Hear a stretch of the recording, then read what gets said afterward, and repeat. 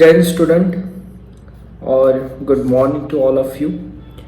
आज जो मैं बात कर रहा हूँ ये आपके 11th प्रिपरेशन और उसके साथ साथ जो बच्चे जेई मेंस एग्जामिनेशंस के लिए, नीट के लिए और आगे जो एनडीए की जो एग्ज़ाम आने वाली है इसके लिए जो प्रिपेयर करना चाहते हैं, ये वीडियो खास उनके लिए है। आज के टॉपिक में आप जब जेई मेंस का प्रिपरेशन करना चाहते हैं, नीट का प्रिपरेशन करना चाहते हैं, उसके साथ साथ जेई एडवांस का प्रिपरेशन करना चाहते हैं या एनडीए का प्रिपरेशन करना चाहते हैं, तो उस टाइम आपको सबसे पहले ध्यान देना है आपके बेस के ऊपर, सबसे इम्पोर्टेंट। अभी ये क्वेश्चन मुझे जो बच्चों ने पूछे थे कि सर हम कैसे स्टार्ट करें, प्रिपरेशन हम कैसे करें, तो देखिए प्रिपरेशन करना है मतलब क्या करना है ये पहले समझ लीजिए। प्रिपरेशन आप किसको कहेंगे? प्रिपरेशन मतलब क्या? आपने बड़ी बड़ी कोचिंग इंस्टीट्यूट ज्वाइन की, this is called preparation? No, preparation उसको नहीं कहा जाता। प्रिपरेशन मतलब क्या होता है, आप खुद उस बैटल फील्ड में कितने तरह से और कितने अच्छे तरह से क्या करते हैं, उतरते हो, उसको हम कहते हैं प्रिपरेशन। और उस बैटल को लड़ने के लिए आप क्या क्या करते हो, जैसे कि जेई मेंस का पेपर है आपके सामने रखा, तो आप उस पेपर को किस तरह से हैंडल करोगे, ठीक है। बट ये रही बात बहुत आगे की। अभी तो आप जस्ट 10th पास किया है, आप अभी अभी ज्वाइन हो गए हो कि हमें प्रिपरेशन करनी है। अभी आपको और अपॉर्चुनिटी पता चलेंगे कि आगे हम क्या क्या कर सकते हैं। फिजिक्स, केमिस्ट्री, बायोलॉजी, ऐसे जो सब्जेक्ट हैं, मैथ्स है, इनका प्रिपरेशन हमें कैसे करना है, ये सभी चीज़ों को आपको बहुत ध्यान से और स्ट्रैटेजी से करना है। अभी प्रिपरेशन करते समय कि 11 के टाइम हम क्या क्या करें, पढ़ाई कैसी करनी चाहिए, देखिए इस वीडियो में मैं आपको ऐसे सिंपली बताने वाला हूँ। मैं इस वीडियो को ज़्यादा लंबा नहीं खींचने वाला। सबसे फर्स्ट होता है आपको समझना चैप्टर में क्या दिया है। देखिए आप बुक सिलेक्शन ठीक तरह से कीजिए। देखिए एनसीईआरटी और स्टेट बोर्ड, मेरा तो ये कहना है बोथ बुक्स आर सेम, थोड़ा सा चेंजेस है, बहुत थोड़ा माइन्यूट, बाकी कोई फर्क नहीं है। आप सोर्स बुक इकट्ठा करें। सबसे पहले मेरा तो ये कहना है आप प्रायोरिटी जो है सोर्सेस की, आप टेक्स्ट बुक को दीजिए। सबसे इम्पोर्टेंट, आप किसी बड़ी कोचिंग इंस्टीट्यूट के बुक्स या आप कोई अनदर पब्लिकेशन के जो बुक्स होंगे, ओके, या और कोई बुक्स होंगे, आप कंसेप्चुअल रेफरेंस बुक को यूज कर सकते हो, ठीक है। जैसे कि शर्मा सर का जो बुक है फिजिक्स के, ओके, वो आप अच्छी तरह से रेफर कीजिए। वो है काम की चीज़ें जो जिसमें आपकी कंसेप्ट क्लियर हो। बट मेरी फर्स्ट प्रायोरिटी आपको है कि आप फर्स्टली जो सिलेक्ट करोगे सोर्स, उसमें आपको अपने टेक्स्ट बुक को प्रायोरिटी फर्स्ट दोगे कि टेक्स्ट बुक को अच्छी तरह से ठीक से पढ़ोगे। उसके अंदर बहुत अच्छा नॉलेज दिया है और जो मेरा मानना है या एनालिसिस है, यहाँ से जितने आईआईटी में जो बच्चे सिलेक्ट हुए हैं, ओके, उनका भी यही कहना है कि हम जब टेक्स्ट बुक को ठीक तरह से पढ़ेंगे तो बहुत सारे क्वेश्चंस हम ठीक तरह से एनालिसिस करना सीखते हैं, हमें क्वेश्चन समझ में आता है, ठीक है। तो अभी इसके लिए क्या करना पड़ेगा, फर्स्ट स्टेप है रिसोर्सेज का सिलेक्शन। टेक्स्ट बुक को फर्स्ट प्रायोरिटी दीजिए। सेकेंडली आप ध्यान दीजिए कंसेप्ट को समझने में, कंसेप्ट को समझो, ओके।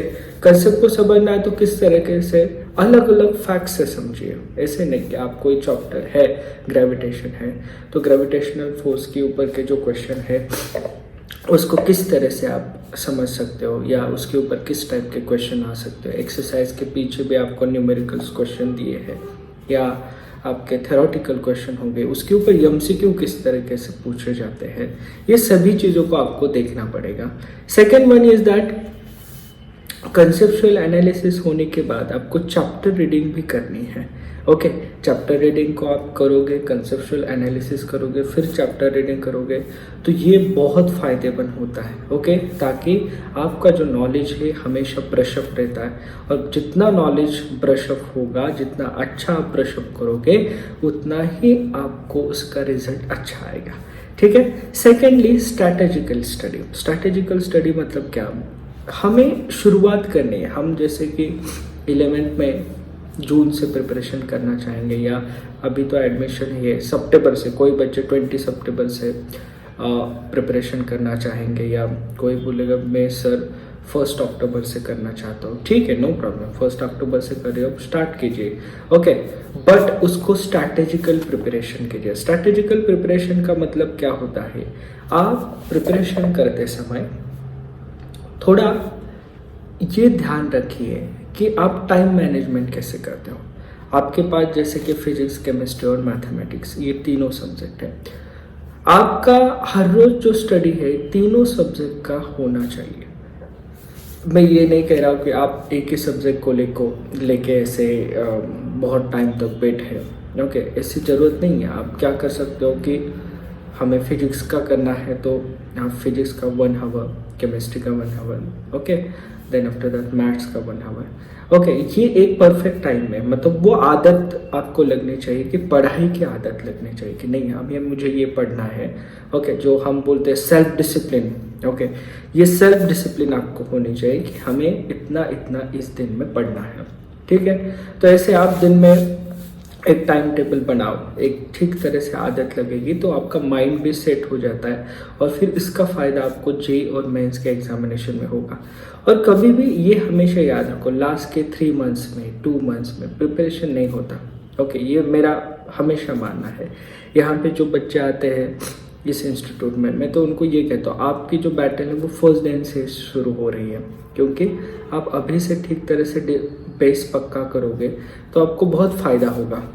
यहाँ पे जो 11 के बच्चे हैं वो जे मेंस का पेपर भी सॉल्व कर देते हैं, क्यों, जे एडवांस के लिए भी वो अच्छे तरह से सॉल्व करते हैं।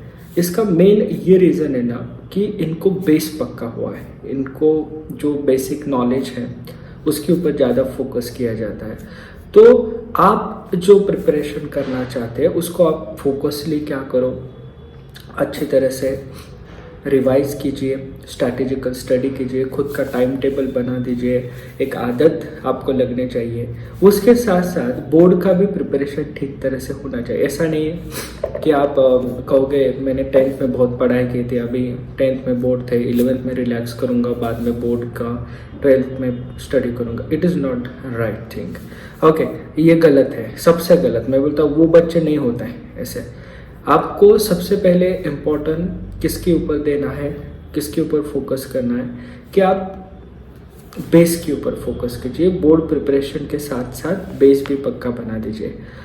उसके दूसरी एक मैं आपको ये बताता हूँ एक स्ट्रैटेजी, आप सेल्फ नोट करना सीखिए, मतलब सेल्फ नोट बनाना सीखिए। क्या होता है, बहुत सारे बच्चे क्या करते हैं, दूसरे के फ्रेंड्स के नोट्स लेंगे या किसी और के नोट्स लेंगे।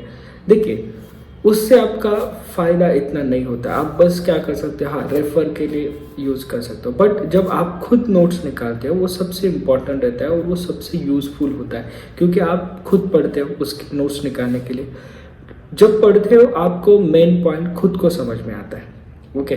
कई पॉइंट किसी के इससे छूट गए और वही आपसे भी छूट जाएंगे, फिर उसका नोट्स आपने यूज़ किया, तो उससे अच्छा है आप खुद दे दो टाइम, खुद नोट्स मेकिंग करो। मैं मेरे इंस्टीट्यूट में नोट्स किसी को देता नहीं हूँ। नोट्स क्यों नहीं देने, मैं उनके साथ बैठूंगा और उनके साथ मैं कहूँगा चलो हम नोट्स बनाते हैं। क्यों, नोट्स कैसे बनाना है ये मुझे सिखाना है, ओके।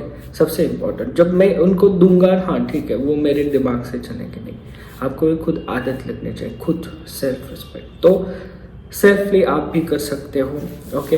उसके साथ साथ माइंड मैपिंग टेक्निक भी यूज़ करो, ओके। जो चैप्टर पढ़े हैं उसको माइंड मैप बनाओ, ठीक है। उसके आप ट्री डायग्राम निकाल सकते हो, क्या क्या पढ़ा, ओके, उसके ऊपर क्वेश्चन बनाओ। तो जैसे कि आप कोई टॉपिक या चैप्टर करते हो तो मैं कहता हूँ कि आप क्वेश्चन बनाओ, उसके ऊपर आप क्वेश्चन जितने ज़्यादा बनाओगे उतना फ़ायदा आपका होगा। Second is the regular time investment. ये मैं बहुत बड़ी चीज़ कह रहा हूँ। बहुत सारे जो बच्चे होते हैं सोशल मीडिया पे बहुत एक्टिवेट रहते हैं। मैं ये कहता हूँ कि आज तक के जो जितने भी टॉपर्स हैं आप उनको सभी को पूछे, वो बोलेंगे हमने एग्ज़ाम के पहले 1 साल जब प्रिपरेशन का टाइम था उस टाइम हमने मोबाइल को यूज़ ही नहीं किया। यस, मोबाइल नाउडेज बहुत डिस्ट्रैक्ट करता है बच्चों को। ओके, तो इसीलिए मोबाइल को कम यूज़ करें। मैं कंप्लीटली ऐसा नहीं कहता हूँ कि आप मोबाइल यूज़ ही मत करो, ठीक है, बट उसके ऊपर लिमिटेशन लो। आपको कितना यूज़ करना है, बस हाफ आवर 1 आवर, ओके। बाकी का टाइम मतलब मोबाइल यूज़ कर सकते हो बट सोशल मीडिया को मत यूज़ करो। हमें किसी से ये नहीं है, ओके, बट आप सोशल मीडिया को थोड़ा सा दूर ही रखिए। Second is question practice. आप जब किसी चैप्टर को, जैसे कि मैंने अभी कहा कि चैप्टर पढ़ रहे हो, एनालिसिस कर रहे हो, कंसेप्चुअल एनालिसिस कर रहे हो, स्ट्रैटेजिकली उसमें नोट्स बना रहे हो, ओके, टाइम मैनेजमेंट कर रहे हो, उसके साथ साथ आपको करना है क्वेश्चन प्रैक्टिस। जैसे ही आपका कोई चैप्टर हो जाता है उसके ऊपर आपने 200 क्वेश्चंस, 300 क्वेश्चंस ऐसे उस चैप्टर के ऊपर सॉल्व करना है। मैं कहता हूँ आप छोटे से शुरुआत करो। मैं ये नहीं कहूँगा आपके बहुत हार्ड IIT JEE के जो प्रीवियस ईयर पेपर है डायरेक्टली उसको हाथ में लो, नहीं, कोई ज़रूरत नहीं हमें इतने स्टार्टिंग में। आप क्या करो, छोटी छोटी चीज़ें, ओके। आपको ऐसे यूनिट या कोई स्मॉल न्यूमेरिकल्स होंगे, ओके, एडजस्टमेंट्स हो गए, रीजन्स हो गए, स्टेटमेंट वाइज क्वेश्चंस हो गए, उसको आप सॉल्व करो। देखिए, कभी भी आपका फाउंडेशन जितना अच्छा होगा आप उतने अच्छे इस IIT या JEE के एग्जामिनेशन में स्कोर कर पाओगे। उसके साथ साथ न्यूमेरिकल भी सॉल्व करने चाहिए आपको। न्यूमेरिकल के ऊपर भी आप ज़्यादा से ज़्यादा फोकस करो, उसके लिए जो कंसेप्ट होती है उसके ऊपर फोकस करो सब। और दूसरी एक बात कि इस एग्ज़ाम को बहुत हार्ड है ऐसा कभी मत समझो। क्या होता है ना, ये आप सभी लोगों ने ऐसा एटमॉस्फेयर बनाया, ये बहुत एग्ज़ाम हार्ड है, ये क्रैक नहीं होती, ये नहीं, इतना है, बहुत ये रहता है। ये क्यों है पता है? ये लोग कौन कहते हैं? जो प्रिपरेशन ठीक से नहीं करते हैं, ओके, जो कभी इसको ठीक से समझ नहीं पा रहे। और कुछ लोग ऐसे होते हैं उनको वो एटमॉस्फेयर बनाना होता है क्योंकि उसमें उनका स्वार्थ होता है, ओके। तो मैं कहता हूँ ये एग्ज़ाम इतनी हार्ड नहीं है, ओके। यहाँ से बहुत सारे ऐसे बच्चे हैं कि जिन्होंने बहुत अच्छे तरह से प्रिपरेशन करके आज वो उनका लाइफ IIT में है, कोई AFMC में है, ऐसे कोई मेडिकल कॉलेज में है। तो हर कोई बच्चा अपने खुद के दम पे, ओके, इस एग्ज़ाम को हार्ड ना मानते हुए अपने स्ट्रैटेजिकल स्टडी से बहुत आगे तक चला गया है। तो दैट्स वाई हम, ये तो मेरा जो अनुभव है, ये ऑब्जर्वेशन है या मेरे स्टूडेंट की जो मेहनत है, इसके ऊपर मैं ये तो कहता हूँ आप अपने बेस को बहुत पक्का कीजिए। उसके लिए आप स्ट्रैटेजिकल स्टडी कीजिए। और पढ़ाई के किसी भी टॉपिक के बारे में आपको कोई डाउट होगा या सर मुझे पढ़ाई करने के लिए बहुत है, कैसे करूँ, मुझे समझ में नहीं आ रहा, कहाँ से स्टार्ट करूँ, ऐसे कोई आपके प्रॉब्लम हो गए तो आप मुझे कॉल कर सकते हो, ओके। कॉल करने से अच्छा मैं कहूँगा अभी व्हाट्सएप कीजिए आप। और बट व्हाट्सएप भी किया तो आप 8:30 के बाद कीजिए शाम को, उस टाइम मैं फ्री रहूँगा। उस टाइम आप मुझे टेक्स्ट कर सकते हो। मैं आपको मेरे तरफ से जितना टाइम देना आएगा उतना टाइम मैं आपको क्या करूँगा, दूंगा, ओके। सेकेंडली, संडे के डेज पुणे में जो लोग रहते हैं, जो पुणे में जो प्रिपरेशन कर रहे बच्चे, संडे के डेज मुझे मिलने के लिए आ सकते हैं। काउंसलिंग में दे सकता हूँ आपको और प्रिपरेशन की स्ट्रैटेजी भी बताऊँगा, तो उस तरह से आप प्रिपरेशन कर सकते हैं, ठीक है। एनीवे, इसके ऊपर और डीप में मैं वीडियो बनाऊँगा, ठीक। Thank you, bye.